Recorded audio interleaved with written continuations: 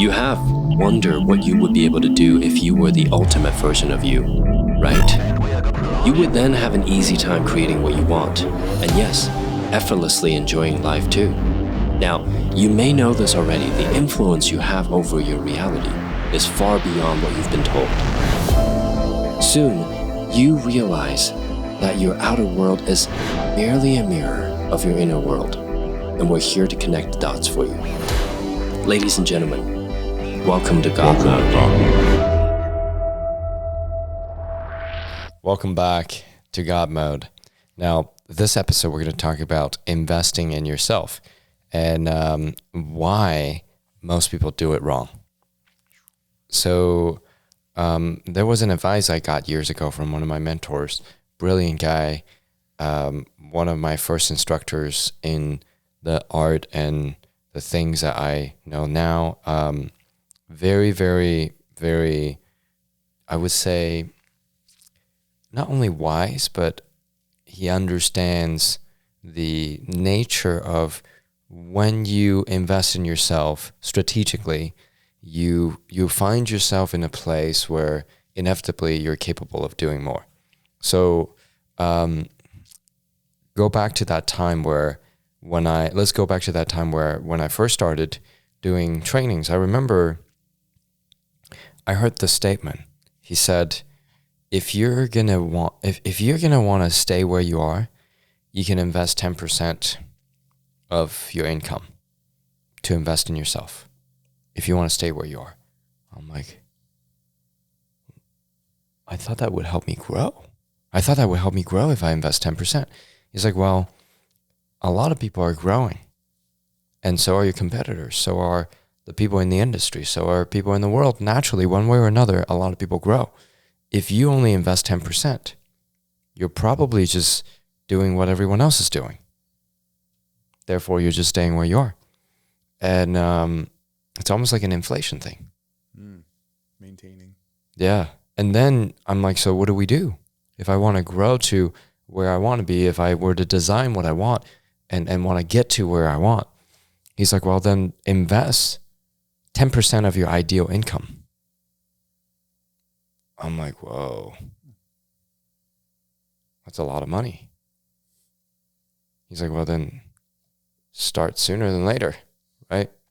And I remember thinking back, I'm like, wow, I don't have this much money right now. He said, who says you have to do it all right now? However, it should be a goal just as important as other goals you have to be able to put resources into yourself. So many people are like, oh, once I make this money, I'll go buy a car, buy a house, buy a boat, buy a land, buy whatever. Buy the thing I've always wanted.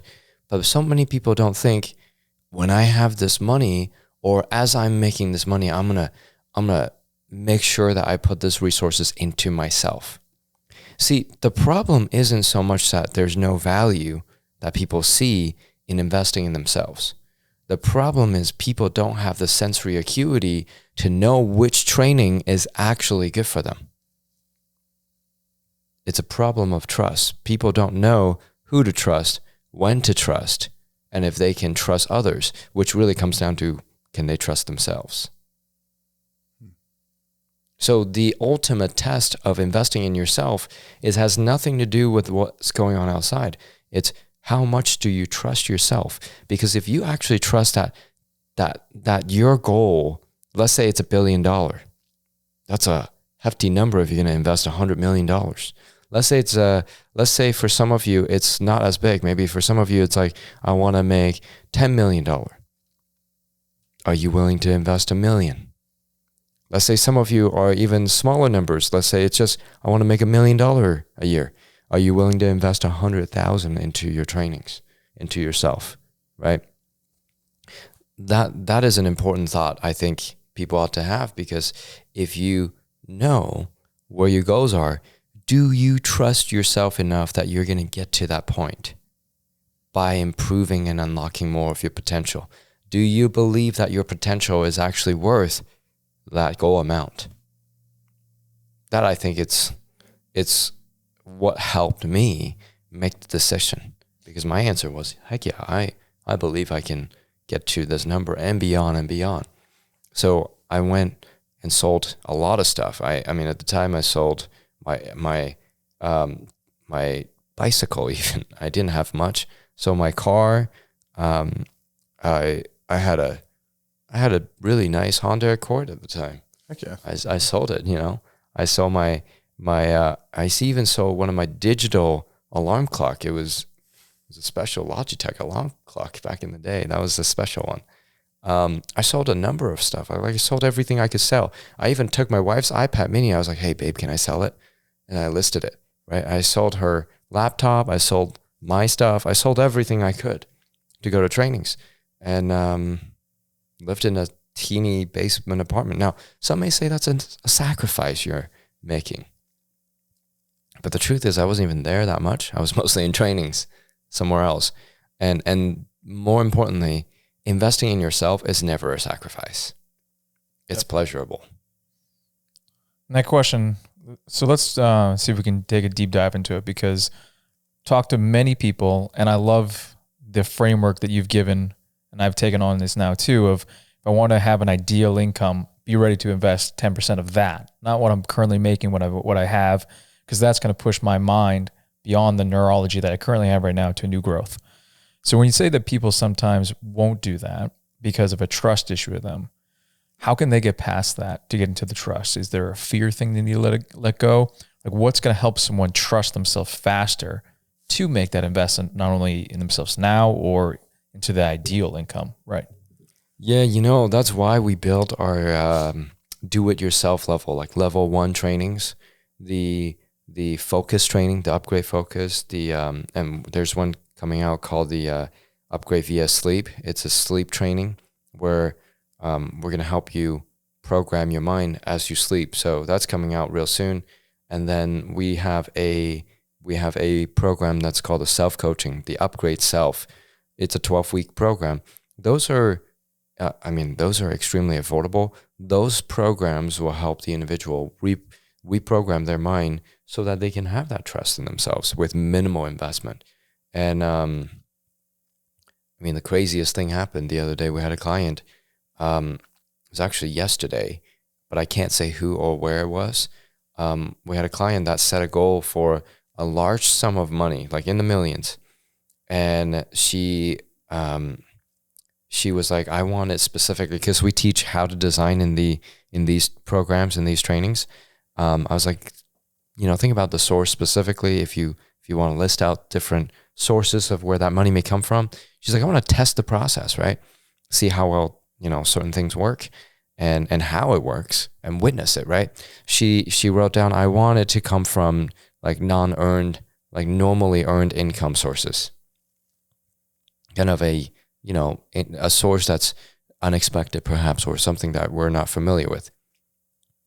Well, the individual, I can't say too much detail, but they found a faux safe of coins from the about 300-400 years ago. We're talking about like extremely precious coins and metals, and it's probably worth millions. In that, like, and this was just like it just showed up.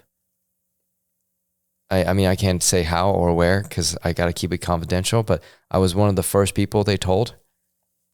And I was mind blown. I was like, wow. I thought it was cool that you won a house. It was cool that I won a house. It is cool. It's still cool. Not as cool anymore. Man, I got trumped by the coins. This is ridiculous. Well, this is definitely millions of dollars. I mean, not definitely, because I'm not going to be the coin evaluator here, but from what I understand about the scenario, this definitely, I'm going to use carefully the words, most likely worth millions, which is pretty phenomenal. Like, imagine just designing something like that and it shows up, right? See, trust comes from experimentation, comes from design, comes from knowing what you want. So these courses that we build are literally to get people to that point. However, to not even put any amount of investment, because sometimes gradually investing in yourself is a good way to do it. But if you don't do that and you're like, I just want to go right in, well, I think that here's the thing. I think that you can certainly do that as long as your goal truly satisfy, the goal truly justifies that number of investment. Because some people may set a goal like, oh, I want to make $10 million a year. That's cool. How serious are you? Because if you're asked to make a $1 million investment, that actually somehow turns you into a person who naturally makes $10 million no matter what happens externally. Because look, it's not about the money or the goal. It's about being the person who can easily achieve the goal. So if you're serious about $10 million goal and you're unwilling to invest 10 million, in fact, that's a shortcut. That's a cheat code because you can use that 1 million to learn, to install new skills, new programs, new understanding. I mean, let's do this. Let's say this. Let's say someone wants to be a real estate investor. They want to build skyscrapers and all that. They want to build these multi-$100 million or even multi-billion dollar buildings. A lot of people's approach would be like, oh, I'm going to go buy, a family home, rent it out, or fix and flip, maybe do a multifamily, maybe do a complex, maybe start to do apartment buildings, maybe start doing, a development, and then maybe do a skyscraper. And maybe even before then, you do a hotel, right? So a smaller building and then gradually grow to maybe 100 stories, who knows? Let's say that's the typical path, but I wonder what would happen if you somehow go to a party or an event and met the person who owns a skyscraper, who happens to like you a lot and says, I will personally mentor you. I've made all the money in the world. Now I find meaning in mentoring and helping others achieve what I want. Those who are talented and have a good heart. And then they pick you. Do you think you'll save quite some years? Now then imagine multiply that person who's willing to mentor you by 10. Because you go to 10 different individuals who are experts in 10 different things and you download that information and you really learn it, right? And sure, maybe they ask you to do certain things, to grow in certain ways. You go through it, and then all of a sudden you come out with this fully set up operating system that you're ready to go build skyscrapers. You know the relationship. You know how to raise the money. You know how to do all of the things. You know how to pick the right contractors. Everything. You know how to get the building approved. Everything. You know how to do it. And then you go do it, right? You will go do it. See, the thing is, this is why we created Upgrade, because we went and gathered from these experts out there, not financial advice or anything like that, but expert understanding on the mind and how the mind functions and how it affects our behaviors and how to fine-tune that behavior so that we can get what we want. And then we gather it across a wide spectrum of different trainings, and then we filter out the things that are not as efficient or effective. We look at what's the most effective structure and components, and we combine them. We create different combinations of them. And then finally, we have the formula and the algorithms in Upgrade.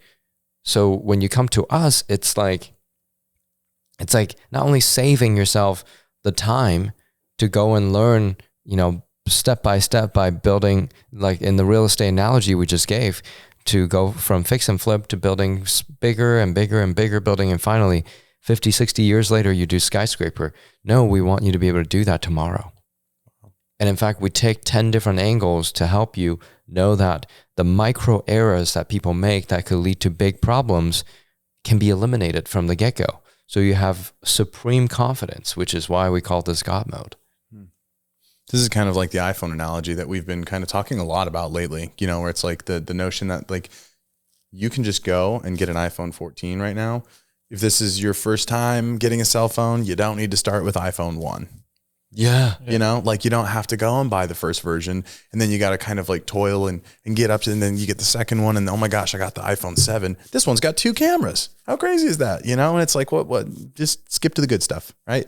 Which you can achieve because a lot of that work has been done for you. So I guess that really just challenged my outlook on it. Cause I'm like, well, that seems reasonable because I don't know much about real estate. I feel like that would be ordinarily the route that I would take, because I would want to say, oh, well, I want to have the experience, so I know how to navigate it and go, oh, well, you know, when you have a multifamily home, you like this, watch out for this and maybe at some point, you know, you know how to look for the right people. And so you don't have to do it with this step-by-step kind of thing. You could make an iPhone 1 to an iPhone 14 kind of jump if you just had the right tools. Like, I've been filming for 6 years now, right? But I'm completely self-taught on YouTube, and I've had like a couple different people that I like mentored under. But for the most part, I didn't go to film school.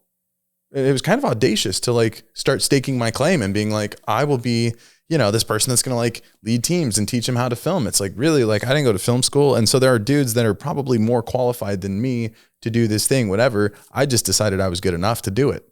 And then I powered through it. And yeah, I made some mistakes, but I also surrounded myself with like incredible people that helped me get over those. Or if they were small enough, I was able to contain them, learn from them once. And then from there, I ended up working on a channel with over 100 million subscribers, like leading the video production. So it's like, there are people that are way more qualified than me to have done that in that capacity, but they also probably didn't take the steps that I did. And so for whatever reason that was, I found myself in that position. And so I don't know, maybe at some point you just have to decide you're the guy that builds the skyscraper or the girl that builds the skyscraper. And then that's super interesting. If you want to have that income level, then you need to take $1 million of the 10 million you want to earn, and not maybe all at one time, but like, I recognize that there's a massive amount that you do need to be investing if your goal is to be this kind of person. That's fascinating. I think that was the conflict I felt initially in the past about like paying to go to one of the live trainings at Upgrade. I was like, man, this is a lot of money for me. I'm like, this is like something I don't think I've put towards anything other than like a car, you know? And it's like, okay, well, do I think I deserve it? Well, yeah, why not? Why wouldn't I deserve it? Okay. Do I think that if I do this and I trust the training and I trust the people that have had amazing results and have seen the amazing results, and I had a phone call with you and 2 days later I won a house. I won a house, like a whole furnished house. So obviously I've already gotten results. So now we can't claim, obviously, as Upgrade that you're going to find a bunch of coins, apparently. That we can't claim. My story's not cool anymore compared to the coin thing. We can't claim that we have anything to do with you winning the house. What I can claim is that you had a mindset shift, and that may have led to certain things, certain events, that those events, somehow your mind was ready for an opportunity that's aligned with your goal. And naturally, because of that, it happens, right? So I'll say this. 4 years ago, I went and saw an RV. My wife and I love to travel, and sometimes on road, sometimes on airplane, sometimes on the ocean. We like to move in that sense. We like to see and experience, like many people. I'm sure many people who are listening or watching. And we went to an RV shop, a store 4 years ago, and we're like, oh man, that would be amazing if we could have this one RV. Yeah, if it would be amazing if we can have this one RV that we sat in. I remember 4 years ago, we looked at the price tag. Oh my gosh. How could we spend this much? Now get this. I didn't understand the financial model behind an RV loan, but that's not the point of the podcast. Back then I didn't understand. And so I didn't even dare to find out how I could afford it. Think for a second, how many people here listening or watching have a financial goal that they don't dare to set simply because they don't know how? Yep. They don't know how to get there, right? Now get this. This is a fantastic analogy, and I learned a lot from it. Then I'm like, okay, and I'll give you real numbers. Back then, I think it was like $160,000, $180,000 RV, and I'm like, I couldn't afford this, right? And at that point, I spent a lot of my money in training, and I continue to do so. But back then, I was spending that 10% of what I want to make, and I didn't make that much. So I was way, I was just getting by, I would say, and getting ahead, on the way. That being said, I was like, you know what? I'm going to go buy an RV that is not as expensive. Something, cheaper. Something that's still excellent. And I did my research. I was like, oh, this is amazing. I'm going to go buy it. Had a great experience. RV company was also wonderful, good people. I went and bought it, and it was like a $40,000 or $50,000 RV. Seems to have everything I wanted, but I didn't realize. For any listener or viewers out there who have never towed anything in your life with a truck hitch, I was like, oh, I can do this, of course. It's like the worst. I was like, wow, this is so much more work than I thought, right? I mean, some of you might be laughing at me like, that's super easy. But for first time, never done it before, I was learning to tow with my truck. I'm like, oh my gosh. And my truck was way underpowered. So I had to go and buy another truck. And all of a sudden, the numbers started adding up. And I was like, wait a second, I need to do this modification because this is not going to work. Or I need this change or that change. All of a sudden, I find myself spending $160,000. Wow. I'm like, I could have just bought the other one. Yeah. And get this. I'm like, okay, no, I'm going to buy another RV because I think that maybe this is better. 4 years later, I realize none of those are solutions.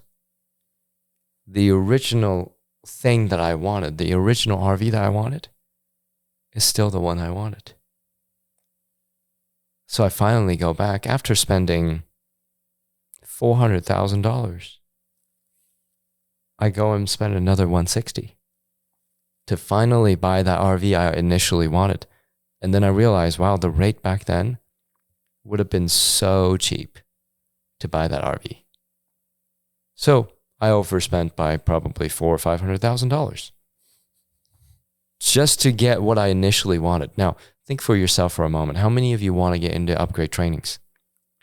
Over the next 2, 3, 4, 5 years, you're going to spend, and I'm going to be bluntly honest here, because I've experienced this. You're going to spend a lot of money, time, energy, emotional energy. You're going to miss out on relationship, freedom of time, time with family, and there's going to be a lot of headaches, heartaches, and pain that is absolutely unnecessary. The whole reason we built Upgrade was because I realized, holy crap, there's a lot of stuff I could have avoided. I wish somebody taught me. And I didn't just go out there and hopefully find it. I went out there and I was determined to find the best stuff and bring it to us, right? I mean, we spent a shiz ton of money to learn from other people, to develop our own trainings, to hire other people to help us do research and different things. And we're going to be, in fact, we're starting with a science team soon. We're going to have scientists that are going to help us validate even more of what we're doing. Some of the scientists that we're bringing on, we admire them greatly. These are great people doing great work. And that's exciting for us. And so, in my opinion, we are literally the operating system house for the humanity. So if we can bring you the operating system, it's going to save you not just money, but time and energy and heartache and stress and all the things that you wish you didn't have to go through, plus the years of your life. And I think the person who's listening to this is to figure out, what do they value more, time or money, right? And I mean that in the way that most people think they value time more, but they won't let money, or they'll let money stand in the way rather than using money to actually speed up time for themselves.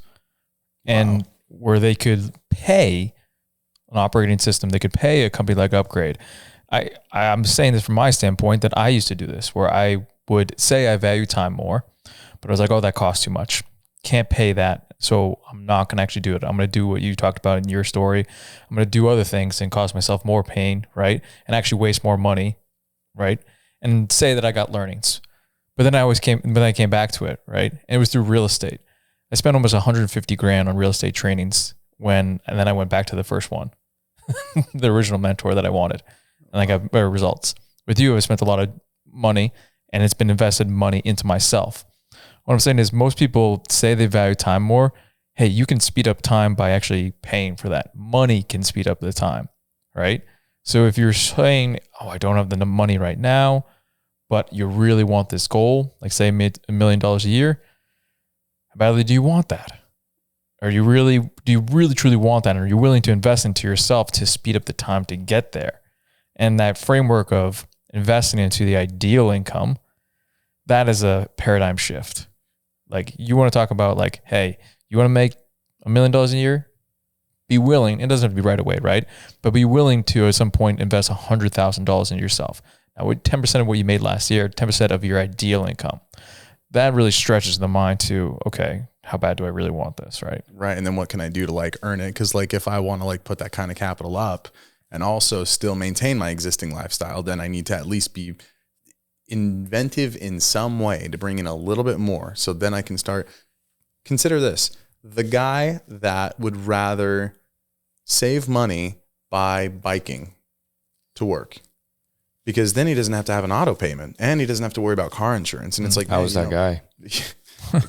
Bro, out in Utah, huh? Like, Oh man, I was that guy. And once, I mean, we're all safe and healthy, but I remember Unless they're doing it for health reasons, you know. one Christmas Eve, I was biking home, and I wasn't even riding a nice bike. I was riding a bike that my friend sold to me for $50, and the back brake like broke, didn't work.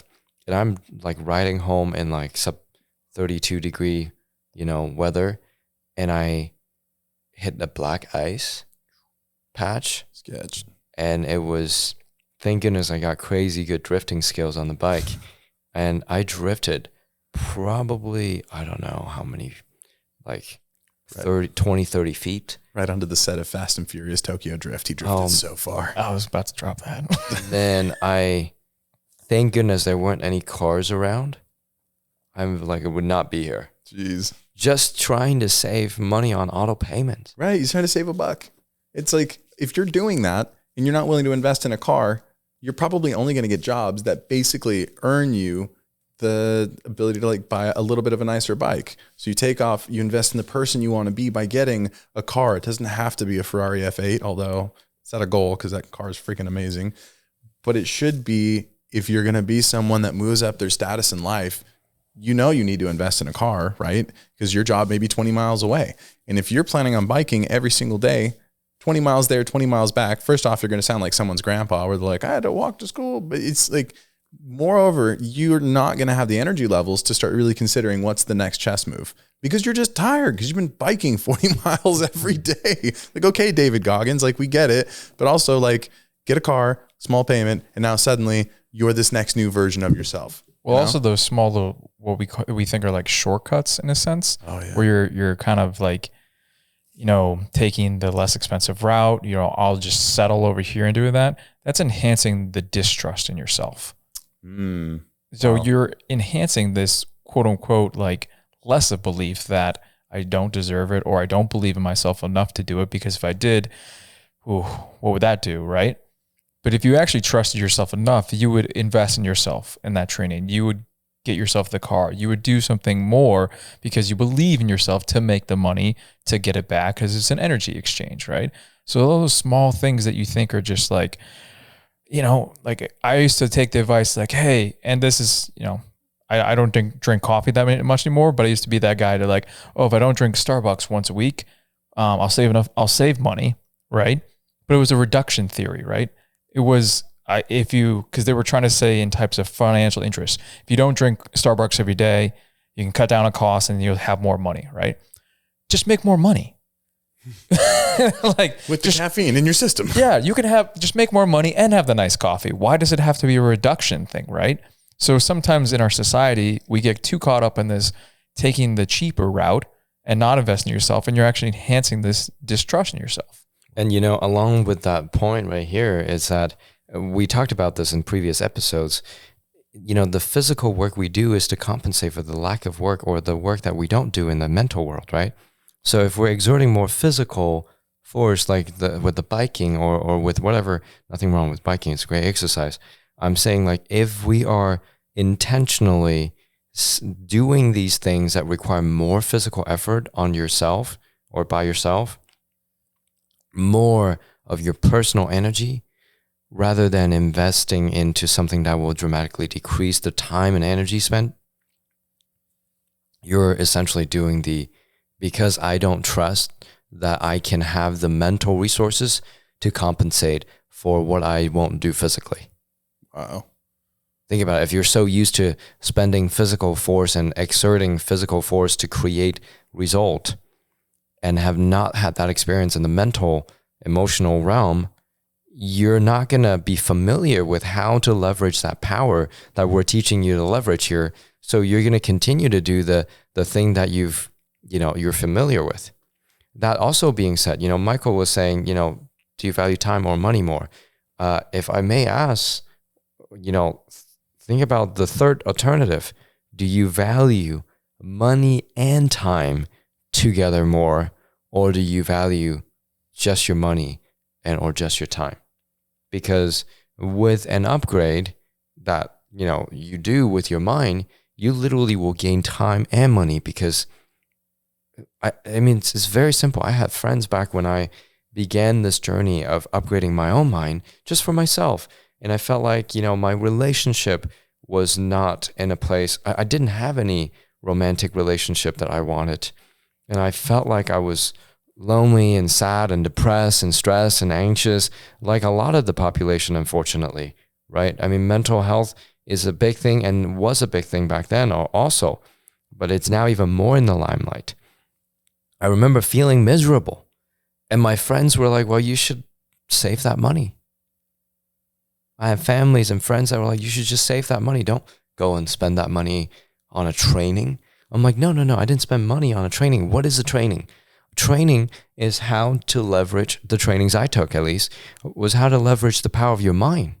But if you don't believe there's any power to your mind, then the training is useless. See, if I believe what I spent in terms of time and money, because I also committed a lot of time into developing this mind of ours, and that this mind would yield a return that's so much greater than what I spent in terms of time and money for a long run, then I've made the right chess move. But if I didn't have a powerful mind, if I don't believe we have a powerful mind as humans, then spending that time and money is just throwing money away, right? But I was like, how could we not have more power? Because there's someone out there who's no smarter than us, making more money, having more success, having greater happiness. Exactly. Why couldn't I do it? They don't have 2 noses, right? They don't have 5 years. We have the same features in a sense. I know the difference is going to be my mind. But it was a mystery, right? It was something I didn't understand. So I'm like, well, the fastest way to do it is not going to be reading books because there's a million books on this. I need someone who's done it, who's successfully been paid for. People pay for their service and they make a lot of money because they're good at what they do. People keep coming back. That's the person I can trust. So I'm like, I'm going to go to that, right? I totally regret not going sooner because I actually found that company 10 years earlier. But I was like, no, I can't afford this. I waited 10 years. But then I realized, oh my gosh, if I knew this 10 years early, upgrades only been around for 7 years. Imagine we started 17 years ago. Holy smokes. See, one little thing that you might be like, oh, I can't spend $1,000 or $4,000 or $30,000. I'm like, I would spend $1 million just to get there 10 years earlier. I would spend $100 million. I would do it because 10 years exponentially, we would have grown exponentially even more. I mean, that would be worth it. So really, I think the truth here is, how much do you believe your future is worth? And how much your potential has an effect on your future? Because if you do believe that your future hinges on you being the ultimate you, and that the ultimate you actually has a big impact that's measurable on your future, meaning you mean something to your future, then I think that looking at 10% of what you want to make, that's a justifiable amount to invest in your trainings. Yeah. And if you can, I love that question you just said. How much do you believe in your future, the potential of your future? And not just of your future. If you have a family, if you have romantic, you have generations beyond that, right? What also is the impact and the abundance that you want to impact on the rest of mankind, humankind, right? So that's a bigger purpose that I've started to gravitate into the more that I've unlocked the truest potential within me. Because yes, I'm finding the truest potential with me. I want to spread that within the family that I create, and then also have others feel that abundance, feel that potential too. This is like generational. It's not like, it is generational impact that we try to do here at Upgrade. Oh man, that's big. Because look, had I not gone to the training and designed my wife and then committed to taking action and then doing what I was doing and inspired to do, wouldn't have met my wife. May not have actually began this journey and be here speaking with you guys. In fact, speaking of my wife, she's calling me. She heard us. And, if I didn't do all that, wouldn't have made the millions and bought the cars and do the stuff that I've done, which really is just the beginning of Upgrade. Because we're here to upgrade humanity. And look, it's not about me and what I've done. It's not about, yes, it is about these guys. These guys are awesome. It is about you and what you would have missed out on in terms of opportunities, relationships, and the fantastic things that you can do for yourself, for your family, and for your people, your tribe, your community, your nation, and your world, right? Because who knows? By being an Upgrade, someone listening may be the future president, may be the future president of your company, may be the future president of your nation, may be the future prime minister, maybe the future leader of certain organizations that has a massive positive impact on tens of thousands, hundreds of thousands, if not millions of lives, or maybe even billions. And that one little move that you may think, oh my gosh, how much is at stake now? You got to think, how much is at stake in the future if you don't do it? And sometimes the future that we want necessitates that we make a move now to actually get that future that we want. If you want that future of whatever it is, whatever you're truly wanting, whether it's a financial goal, relationship, new career, it may necessitate that you invest into yourself now so it speeds up and it gets there. Man. Well, and there's no nobility in not doing that either. Like, there is no honor in biking to work. And doing it the hard way. Why couldn't you just get the car, right? It for the sake of the comparison. It's like, oh, well, like if I buckle down and I live really lean, there's an underpinning financial principle. At some point you decided, because maybe someone told you, that the best thing to do is save, and just kind of keep it all there and operate really lean. And that's the best way but someone had to decide that. There's no, I'm biking 20 miles and I feel like this is like the honorable way to do it. Hey man, you could get there in not 2 hours. You could get there in 20 minutes and that's just as honorable. And the same thought goes with another thing that you've said, which is there is no virtue in flying an economy. So at some point, a person becomes so valuable and they know that they're so valuable that flying private's the only way to go. Why in the world would I, fly any other way? Because what I bring to the table, I've decided at some point and then compounded on that decision that I will make massive change. And they're not that different from us. They're not any different from anyone listening to this podcast. They just owned that truth. Man, I remember thinking about the life before I learned what I learned. And, here we have Upgrade and having the formulas that we have here and developing this. I remember the life previous to this, feeling miserable, mentally underperforming, emotionally weak, right? I remember that life. But here's the thing. There's no virtue in being mentally incapable of your massive potential, underperforming, and being emotionally weak. There's no virtue in doing that. And people bask in the sufferings. People even get together and talk about how they suffer. Think about Twitter. music. Think about the music. It's called what? It's called Twitter. Oh, well, Or things are about to change, isn't there? Oh my Isn't it? gosh. Yeah, shout out Elon. I'm going to say this. I've noticed that I remember when I was where I was and then having the change. Because think about it. Nowadays, and it's been since the beginning, people get together and complain about how bad life is. Even in music, think about the music we listen to. I was listening to music on the way here. And sometimes I listen to popular music, like the top, 100 lists, to see what's out there, right? And oh man, today was terrible because they were just complaining about their emotions. These music were just talking about all the suffering, all the hardship, people cheating on each other, just like shiz and shiz, stack on shiz. And I'm like, why are these artists singing about suffering for empathy? And look, I get it, like artistic expressions, whatever. Relatability. The problem is that money doesn't fix that whole mental, emotional aspect of things. Making more money doesn't. But actually investing money into developing our mind does. By becoming emotionally strong, by overperforming, in fact, mentally at peak levels of performance, right? Having skills, having an upgraded mental performance operating system, right? Mental operating system. That can solve the problem. So anyway, I'm like, imagine millions of people listening to these music complaining about life. They must think, if they listen on repeat, how bad life really is. And then we'll turn on the TV, the news, the environment has been, this life sucks. Yeah.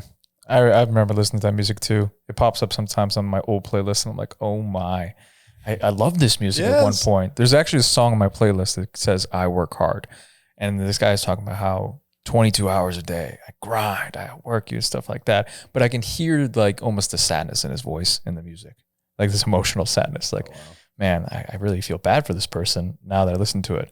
Beyond that, because everyone's got their artistical taste, I think the wealth that once you get past a certain point, like, because there are other songs out there like growth is hard. There's a struggle to it.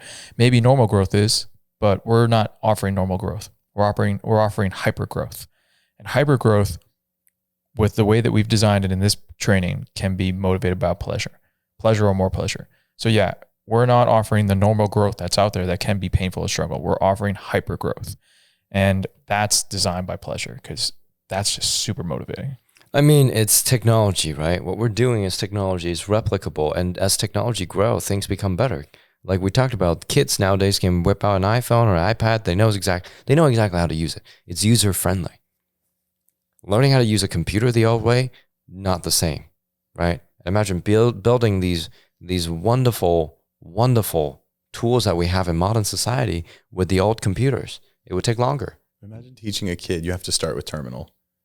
Oh. Just to like launch YouTube. Like you have to go to the command prompt and then, well, you have to do the semicolon and this. That's so dumb actually in hindsight. Yeah. Yeah, it's ridiculous. Nowadays, my son just points and then, like, and he used the remote, like, and point and press the button. That's it. Super easy. The remote's like a mouse, right? You point, press the button, the video plays. It takes like 3 steps to get on a YouTube video. And we want those, I hear so many people talk about it, that we want those kind of results in our own world, but what are we willing to do for it? Insane. And this is, again, not a sacrifice, but it's like you want those kind of speedy results, yet you're not willing to invest in yourself at some point. You see how there's a disconnect? You're literally creating this almost dichotomy for yourself with that. Yeah, I think at the end of the day, I mean, this could have another episode on this topic. In fact, the next episode, we're going to talk about feedback. How to give feedback, how to receive feedback, how to watch out for feedback, how to understand and interpret feedback, because lessons learned will not repeat itself. And in our training, we show you how to interpret and decipher the hidden messages within feedback. I don't mean like human-to-human feedback in terms of what people say, but I mean every single event that occurs in life can be interpreted and decoded as if there's any emotional charge. If there's any emotional charge, and I mean, this is a universally quantifiable statement. If there's any at all emotional charge, there's something to learn from it.